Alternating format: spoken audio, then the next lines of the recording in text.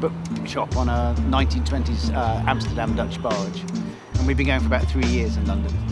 And we've been here for about 4 months outside Paddington Station. It's the best place we've ever traded, really. And we're very hopeful that a business that we thought we were going to have to sell and give up on about 5 months ago might be sort of sustained and get to stay here now. This is the only place we know that there's consistent footfall every day on the tow path. And second-hand books have a sort of ancient tradition of being next to stations. People grab books before they get on trains. And so it's turned our fortunes around from dead in the water to just managing to sustain and keep going each week, and everyone's getting sort of paid and everyone's happy. So we're very optimistic. Yeah, I mean, Westminster's is a fantastic place for businesses. It's I think 3% of the national GDP of the country is based in Westminster, and I think there's something like there's nearly 50,000 businesses that are established within the City Council area. So it's an enormously vibrant place for organisations to set up.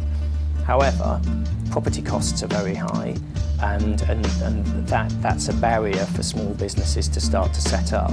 Hi, my name is Kofi Opong, and I'm the project manager for Circle Sports. We are a social enterprise. Most business owners are always killed by the rent and the rates, and I know it's not something that anybody generally wants to talk about, but because you're in central London, you pay a premium.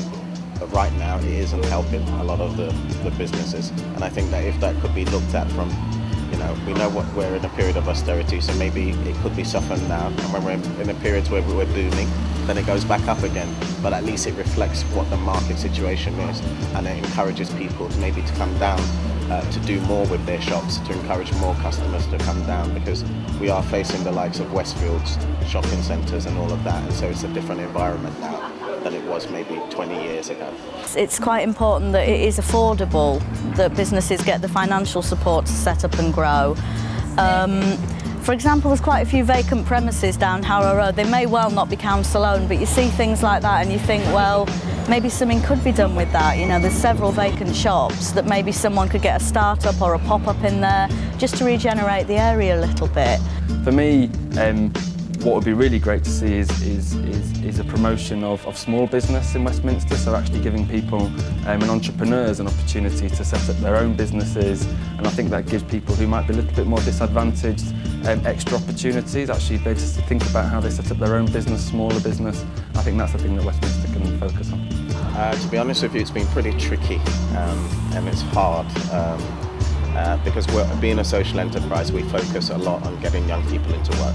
So the store that we have is designed to gain them the work experience that they naturally would not get.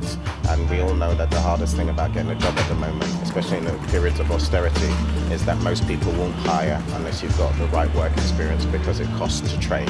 When people are young, obviously developing them from that age, maybe getting them to do more work placements while they're at school and college, even if it's voluntary work.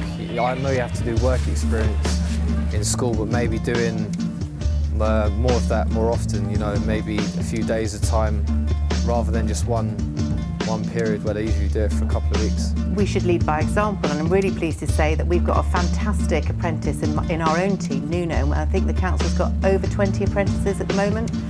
And we've run a scheme for our Apprentice of the Year, and we're really promoting apprentices both within the council but also across our businesses. The amazing thing about Westminster is that there are lots of jobs that we could make available to local people. However, it's a massively competitive jobs market. People come from all over the world to come and work in Westminster, so people coming into the jobs market are competing with a world pool of employees rather than just a local pool. A lot of people who come out of this station, it's their first moment in Britain, because it's an international station. And it's kind of lovely that rather than just seeing slightly empty concrete scene here, that they see a little bit of a very peculiarly London culture when they come out of the station. Businesses want to come to Westminster. It's not like other parts of the country where you have to attract business as much. People want to be in Westminster. We have huge business, be it retail, hospitality, but also big businesses, office jobs that are based in Westminster. The evidence shows that there are a lot of people looking for work, but many of them aren't really what you'd call work ready. They've been out of work for a long time for a number of reasons, and I think the most important thing is to recognise that and provide a service whereby people are mentored and supported in that first journey into work, rather than at the moment most of the emphasis is on actually finding people jobs. It's really about giving them the skills, giving them the training, giving them the support. You know, not everyone has had you know, the easiest of lives and upbringings, and therefore the more that we can do to support them. You know, this may be a first job for someone. Do they know how to write a CV? Do they know what to talk about in an interview, the right questions to ask? You know, once they're in a job, do they know, you know, even from the basics, from your presentation skills to, you know, timekeeping, support, training, ongoing development, and looking to really kind of develop people and upskill them further. So whatever can be done to do that would be great. From what I've seen working in the library, investing in the skills of young people is really important. Not just good schools, but actually making sure they've got opportunities to go into work experience, voluntary opportunities, so that they can actually get working skills and improve their chances of finding work. We need to provide young people with a whole variety of different routes into work. For some young people, higher education is the right route. For some young people, going to university or going to college will help them progress, will mean that they can enter the labour market, that they can get good jobs that make a success of life. But for other young people, we need to find other routes to employment. So for other young people, for example, we need to make sure there are good opportunities for apprenticeship schemes. For some young people, we need to make sure that there is good vocational training, perhaps provided by a specialist provider. Some young people will need some very specialist help. But by so doing, I think the City Council can ensure that it has a really highly skilled workforce, which is one of the things that employers say that they want. One of the things that employers tell us often is that they find that young people come to them ill-equipped for the workplace. There are a lot of businesses that perhaps have slightly jaundiced views of local residents and local people and what they can bring, and they need the opportunity to meet them and be introduced to them and see that they have a lot to offer, particularly young people. I think our local kids have a lot to offer, so we need people who can make those introductions. I think that you know, for businesses like us, the schemes that are available, such as the Workplace Coordinator Scheme, are vital to that. Without those, it's going to be very, very hard to get local people into the area. Yeah, and the knowledge that they have with them in terms of knowing the local area for a hotel company such as ours is really, really valuable. Because some schemes will only help get them through the door. It doesn't help with the prep stuff, it doesn't help with the aftercare stuff, and that's where this really adds value. So for me, it's all about that kind of investment. I think they have to support mainly younger people, so make sure that they get the skills they need by giving them loads of opportunities to do voluntary work and internships and all that kind of stuff. Well, I was doing some voluntary work at my local library, and it was good because you get to relate with other people from the community and gain new skills as well. We run some pretty successful programs, workplace coordinators, for example, and certainly through those programs, when we establish a relationship with an individual who wants to get into work, I think our success rate of getting those people into work is pretty good. So the minute that contact's been created, we manage to be pretty successful in getting them to move through a program of getting ready for work and then getting into work and then staying in work.